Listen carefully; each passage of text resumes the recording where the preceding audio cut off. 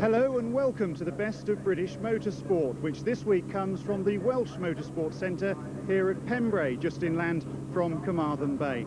Thankfully, the rain showers have held off and the conditions for motor racing are just about perfect.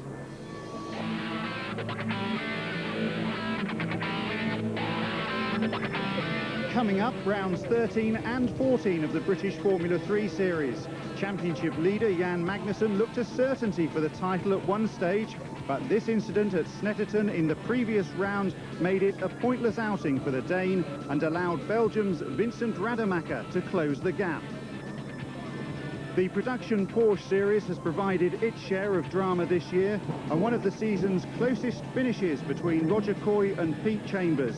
Coy will be out for revenge this weekend. We start though with the Caterhams. Last time out at Snetterton, Steve Parish was on pole, but Newcastle's David Walton was first away as the lights turned to green. First corner casualties were Simon Jackson and Guy Parry, while Paul Milligan took over at the front, leaving Parish and series leader Keith Farrance to fight it out for second place. Honours eventually going to Farrance. Milligan's victory has moved him back to the top of the championship, just 2 points ahead of Keith Farrance. So let's now join our commentators, David Addison and Neville Hay, for round 9. Well, thanks, Chris. Overcast skies for one of the very few times we've had them this year, but not for the... David Walton must be feeling over the moon. He's in pole position, and Bart Hayden next to him, well, he's in with a big chance too. Just look at this grid, however. Steve Parish back to the championship, also very close on time. David Cook and John Balfe there. Paul Milligan, the man who leads the championship, lines up 6th, and Keith Farrance, a race winner already this year, 9th on the grid for 12 laps of action. Bit of creeping by pole position man. A lovely start though, he's away. We're aboard with Paul Milligan. And Milligan picking his path there, trying to keep the door closed on everybody else. The start here, very important. Into this first right-hander here, you can get into so much trouble. And the wing goes flying. I'm not quite sure whose it was. I think it might have been Walton's. Bart Hayden's car, though, in second place, showing some signs of damage. The cars making their way through Spitfires for the first time. There goes Bernie Wood, the man who won at Mallory Park earlier in the year, the Leicestershire driver, well down the field at the moment. David Walton it is in the lead, and there in second place is Bart Hayden. Yep, that car has got damage. Steve Parish is third, and David Cook, the Formula Vauxhall Junior graduate, is in fourth place. As into the Brooklands happy for the first time comes David Walton.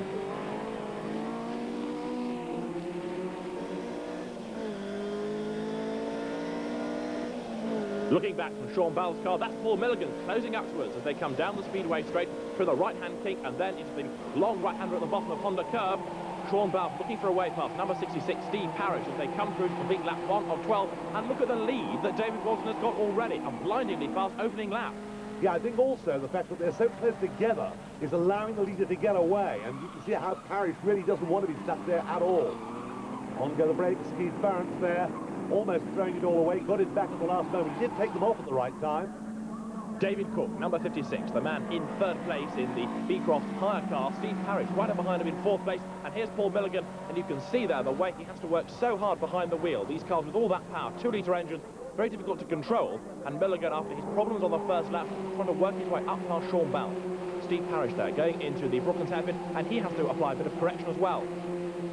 Parish taking a tighter line in there, hoping it would pay off. It didn't. It was a good try. And the Titan man still fighting back as we look back now to Milligan. Milligan has dropped back and the book comes through, has a look at the inside.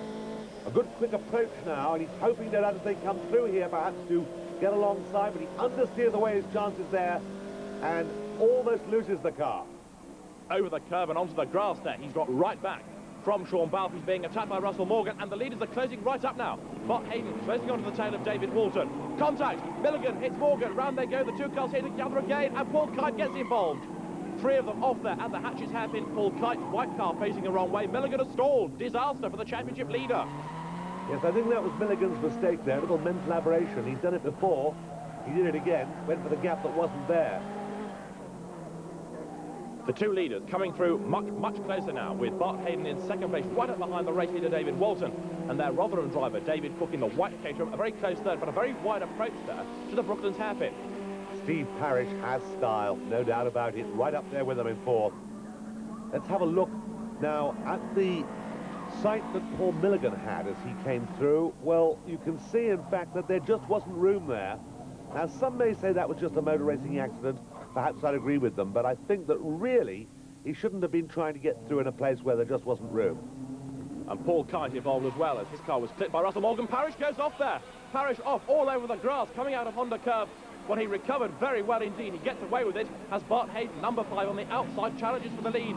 David Walton, though, still just at it at the moment as they come into the hairpin with David Cook in the white car looking for a way through, and Milligan fighting his way back up through the field, coming down into Honda curve, going around the outside of Howard Walker there. And Milligan surely is a candidate for fastest lap level. Oh, bodywork flying off the car. That was the nose cone, nearly took the bonnet off as well, and Milligan nearly went off in sympathy with the whole thing. All's well that ends well. We've had sort of bodily contact between the leaders, and it nearly happened again there. But it does seem now that Parrish has recovered from that moment and has gained a little bit more ground. But look at this, he now is under pressure too. Right behind him, pressuring all the way back. Paul Milligan, though, working his way up through the slower cars that really he shouldn't be behind. That's Guy Parry now ahead of him. Very sideways, Paul Milligan there, applying the opposite lock. He's on his way up towards the Brooklands hairpin, a fairly tight right-hander. Now let's see whether he can dive down the inside of Guy Parry, perhaps outbraking him. Yes, he can. Through he goes, up the inside. The tyres squealing in protest. Milligan all over the curb, back on the power, accelerating away, as here are the leaders. In fact, the top 3 now, all battling as one. Yes, too much defensive driving here is allowing Cook to come up all round the outside. He inserts himself in the middle of the 2 of them there, gets second. A smart move, that. The top 4 all very close now. Paul Milligan here, trying to work his way up through the field. Again, opposite lock, coming out of the hairpin. Slower cars ahead of Paul Milligan. A little bit of understeer, keeping up the power, though, all the time round this very tight lap here at Pembrey. And you can see the aerodynamics, they weren't good to start with. They're even worse now. The race leader, though, David Walton, coming down into the Honda curve. In second place is David Cook. Third there, the battered car of Bart Hayden, and Steve Parrish there, right up behind him. Parrish a little bit sideways, coming out of Honda curve. But now let's see what David Cook can do. He's in second place, he's pulling away from Bart Hayden, and he's on his way down to the hairpin, and Parrish now challenges for third place, going up the inside. He goes through into third. Yes, a lovely manoeuvre there by Parrish. Again, watching everybody else drive defensively and getting on with his own little job all by himself, as back at him comes a very, very annoyed Hayden, but can't get the place back. Milligan locking up, coming into the hairpin. This is a really gutsy drive from the young Lancaster driver, as David Cook there is closing on the leader. He's got it sideways. David Cook's off. David Cook overcooks it. He's on the grass, spins away second, third, fourth place, and round it goes again. Disaster for the young Rotherham driver. Yes, he got the brakes off at the right time, but got a bit too much power on, spun it on the grass, and lost himself quite a bit of time, and that's Clarence now right behind him. And Steve Parrish looking as if he's now very determined to see what can be done about the leader. He now is being defensive. It's the final lap. He can afford to be. He's got to be. It's the only thing he can do. Looks carefully at the line that Hayden is taking and reckons that he's in the right place. Well, we'll see when he comes out of the corner. It would seem that he's still got a bit of an advantage there, but kept Hayden behind him. But Walton getting away. Walton really has now managed to put some distance between himself and this battling trio behind. And a good move there on the inside. Sees that second place go. Back goes Parrish. Up comes Hayden. Milligan losing out on the braking for the hairpin. Whoops. Trying to outbrake himself there, I think, with the driver ahead. Milligan survives. But here comes the Newcastle driver, David Walton, on target for his second Caterham Vauxhall win of the year. Right at Brands Hatch, going to win here at Pembrey. A tremendous victory for him. He takes the checkered flag, with chasing him home second, Bart Hayden, third, Steve Parrish, fourth was Sean Bell, and that's David Cook on the grass again, but he makes it home fifth. And there is David Walton, a delighted winner of round 9. So, Walton, Hayden, Parrish, Bell, Cook on his way to Cardiff, and Clarence in 6th place. Paul Milligan, Keith Barrett and David Walton, all joint leaders of the championship. Could you ask for anything closer than that? David, congratulations. You look pretty pleased with that at the end. Yeah, it was relatively easy. It was tough for the first few laps. Bart seemed to get the best out of his tyres with 3 or 4 laps to go. But me Beecroft, Caterham came through. And Dave Cook did a nice reserve action job for me. And when he had his half spin or his spin, whatever happened out the back, it just gave me that little bit more breathing space, and it was in the bag. Excellent. Well Easiest race I've had all year, I can't believe it. Many congratulations. Well Thanks done. very much. Well, now let's find out what happened in the first of the 2 rounds of the British Formula 3 Championship here at Pembrey, as we catch up with some news from the world of motorsport. Round 13 of the British Formula 3 Championship got away cleanly at the second time of asking. More of that and the reason for the restart in just a moment, though. Pole position man was Vincent Rademacher. Jan Magnussen headed him going down into the first turn, Hatchett's hairpin. Spinner in the middle of the pack was Garth Waberski, while Magnussen dominated at the front from championship rival Rademacher in second place and Magnussen's teammate Dario Franchitti in third. A familiar sight at the front of the field, though. And one man who's promised much all year, the young Frenchman Jeremy Dufour, saw his race end early with a rather quicker than intended entrance into the pit lane. Behind the Dane at the front of the field, the Belgian Vincent Rademacher knew he had to get past if he was to stand any chance of taking the title, while the Frenchman Dufour walked away uninjured from his wrecked car. There was nothing, though, that Rademacher could do. Despite closing right onto the tail of Magnussen at the checkered flag, the Dane took yet another victory in the series. In the Volkswagen Vento VR6 Challenge, we saw our first champion crowned of the season. Mark Lemmer at the front of the field and out of the way of this incident, where the rest of the pack slowed one another down. The only man in contention with Lemmer was Tim Sugden. Both the title and the race depended on Sugden's performance, and he squeezed through on the inside of Mark Lemmer with consummate ease.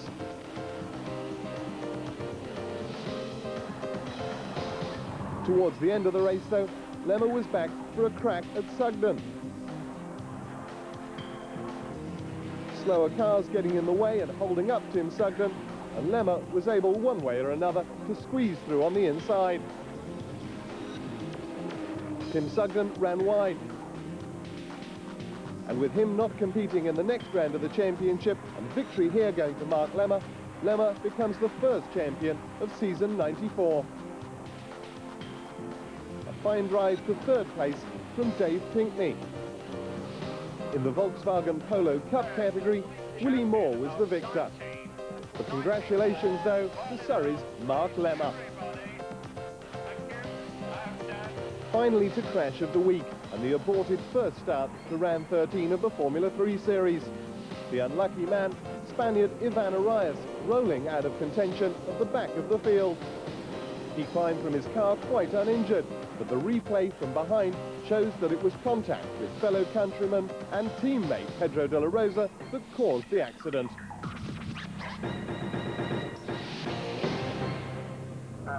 Plenty of dramatic action there from round 13 of the British Formula 3 Championship. Fortunately, none of the drivers involved in those accidents were hurt. Well, now we're going to take a short break here at Pembrey, but stay with us for round 14 of the British Formula 3 Championship. Welcome back to the best of British motorsport from here at Pembrey. It's time for round 14 of the British Formula 3 Championship, so let's rejoin our commentators. Thanks, Chris. Jan Magnussen, the man who won the first of the 2 races here this afternoon, lines up on pole position with alongside him on the front row of the grid the Belgian driver Vincent Rademacher. Third is Magnussen's teammate Dario Franchitti, Snetterton winner Ricardo Rossi 4th, and Gareth Rees, the Zandvoort Masters winner, is 5th. Christian Horner 6th, Gino Morelli, Walter Salis, Duncan Verco, the Class B man to watch, and Mark Gini, that's the top 10. Now Magnussen could do it again, and that could take him within striking distance of the championship. One more round and it would all be over. A beautiful start, he's away in the lead, and surprisingly Franchitti tucks in behind him.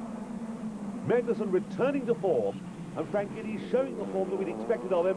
Big Q there at the hairpin. Not really a good thing for Formula 3, that hairpin. I don't think the first corner after the start, but they all fell over each other, but nobody did any real damage. It's very narrow, but safely through there, Duncan Verco, the man who leads Class B 4-year-old cars, and the 2 Paul Stewart Racing, the Laura Mugens of Jan Magnussen and Dario Franchitti are first and second, as Marcos Guerrero goes through there with the Vauxhall powered Lara run by the Edenbridge team. Magnussen in charge, Franchitti staying with him, and a substantial gap between them and everybody else at the moment. That's a fierce battle, though, David. Ricardo Rosset in third, just ahead of Gareth Rees. Now, Rees very much a man to watch because he recently won the Zandvoort Formula 3 Masters competition. That out of the race is Stephen Watson, the South African, going no further. But Rees really is the man in form. The Zandvoort event is regarded now as the Formula 3 race to win, and Rees did win that. So he really is all fired up, wanting his first British Championship success. It could well come here at Pembrey. Yes, Rees definitely fired up, but Rosset will take some dealing with. He's driven very well here, and is hanging on to that place well. Behind there, Rademacher, the Belgian, in the third of the red cars. Behind the Scotsman there in second place, Franchitti, and Magnussen in the lead. Now, don't forget that in recent rounds, Jan Magnussen has been out of the winner's circle, mainly through his own doing. At Silverstone, supporting the Grand Prix, he made a mistake on lap 1 and damaged the car. At Snetterton, when trying to get the lead on lap 2, he threw it at the scenery. And at Zandvoort, for the Masters race, he spun off again on the opening lap. So maybe the pressure is starting to tell a little bit on Jan Magnussen, but he's fighting back as only he knows how. Winner of race 1, leading race 2. Yes, I can imagine there's a lot of lecturing being going on there. Get your act together, boy. And he's done it too, as into the pits there comes Marcos Gueros. That looks to me as if it's terminal. And here's the battle. And a lot of pressure still on, but it's still Ricardo Rosset, who's just ahead there in third place. Rees tucked up behind him, then Rademacher. And they're all now closing on Franchitti. Rademacher makes a dive, touches Rees. Didn't do either of their chances any good there. Probably Rademacher would have suffered more, but he's lost another place as a result of that. Yeah, that's Dino Morelli going through. Well, we've seen just how tight that hairpin can be. The hatchets have in the first corner on the lap. Thankfully, for Gareth Rees, he didn't lose too much time, but Rademacher, who tried the manoeuvre that was never going to work, has lost a place. So the Belgian down in 6th. Rademacher gets sideways there. That's not the way to go quickly in a modern racing car. It looks good, and it's exciting to watch, but unfortunately it's not the quick way anymore. Whoops! Garth Noveski off in a big way. That poor South African has never really had a chance this year. Nothing's gone right for him, and it's happened all over again. Rademacher getting involved again at the hairpin. Well, he was trying to muscle his way past Dino Morelli there. Morelli has now got Gualter Salis, Rademacher's teammate, right up behind him. Vincent Rademacher causing plenty of drama in this race, but Jan Magnussen is on target now to win once again the British Formula 3 Championship. Yes, no doubt about it. Magnussen very much in charge. Franchitti satisfied with second, can't get any nearer to him. And I suppose everybody watching Rademacher as the flag comes out to see if he's going to finish. Yes, he does.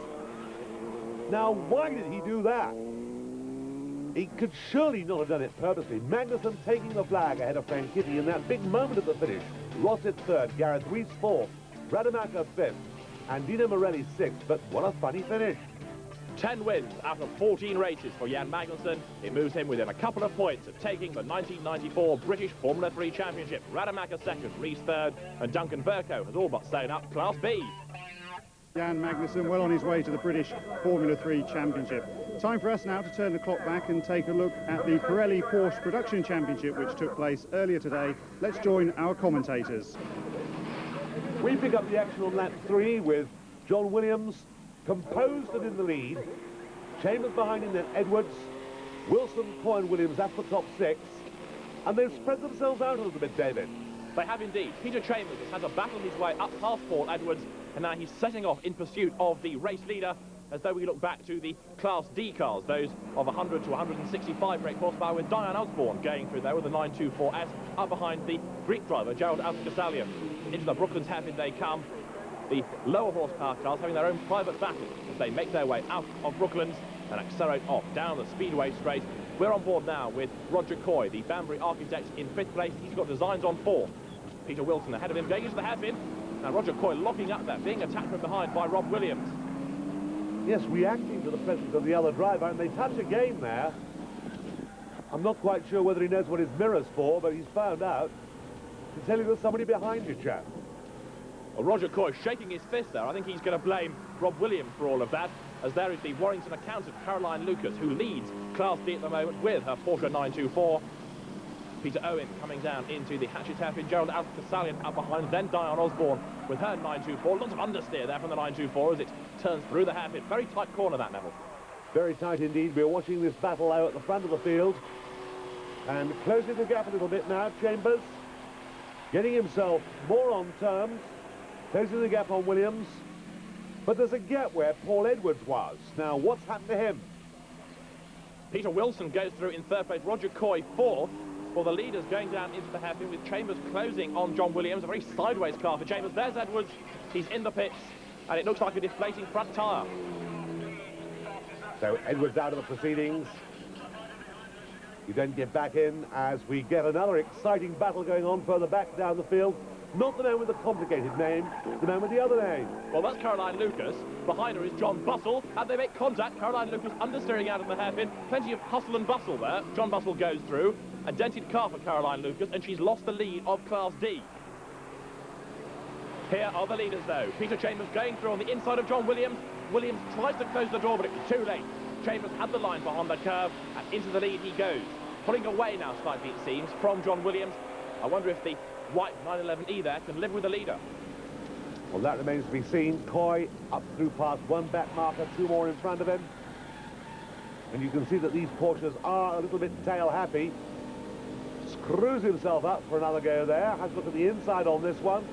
All exciting stuff. Coy then on the inside. On the outside there, number 83 is the man with the unpronounceable name, Gerald Alpha-Gassalian. He runs a little bit wide coming out of the hairpin. He's got it sideways. Round he goes. That was another of those phenomenal avoidances. And here we've got the battle for the lead, however, coming up on slower cars. And everybody would think, I think, that Chambers is in the lead to stay there, but I'm not so sure. On the outside of him there, a very, very good effort indeed by Williams. Williams looking, trying to poise himself as they deal with the back marker to try and get an advantage, but he didn't get it there. So the back marker between the two of them now. Williams has got to take him, get through, look perhaps at the inside. There are more slower cars up ahead. This race isn't over. Peter Chambers then lapping the yellow car of Peter Owen. There's our braking Chambers. He's going through. Well, that made Chambers swerve in avoidance. Williams goes back through on the inside. Chambers there delayed by the back marker, who surely must have had a brake problem. Well, whatever it was, it certainly didn't help the quest for victory that Pete Chambers had. He was quite the innocent victim there, and the man who took advantage of it was Williams. And having got that little bit of lead now, I don't think he's going to throw it away too easily. Chambers, though, on the ragged edge there. You can see the car sliding. John Williams, though, in the lead, using all of the road. The Eurotech prepared 911E on its way up to the Brooklands hairpin. You've got to drive them smoothly, these Porsches. If the tail gets out of line, it looks good, but it's slow. Paul Mackerel, upper place. Over the curve there. Mackerel on his way now up towards the Brooklands hairpin. A man with relatively little Porsche experience, but improving race by race. Whoops, someone off ahead. That's Pat Jennings. Jennings saves it. The car got very crossed up, though, and Mackerel now goes through on the inside, up into sixth spot. Yes, a good place game for him there. If you want to win, don't spin. Last lap for the leaders. John Williams in the lead now, 100 yards or so ahead of the opposition. Chambers seems to have given up as the flag comes out. And a win for Williams. In tune with the times. Peter Chambers takes second place, with third going to Peter Wilson, ahead of Roger Coy. But John Williams scoring his first ever victory in a motor race. Well done to him. And John Bustle, in spite of that attack on Caroline Lucas, the accountant, gets the Class D. And so a delighted John Williams stands atop the podium with his garland and his trophy. But championship-wise, Chambers, Coy and Wilson in Class C, Caroline Lucas heads Class D. A victory to savour for John Williams rounds off our action from here at Pembrey. So from all the best of British Motorsport team here, it's goodbye, and remember, drive safely.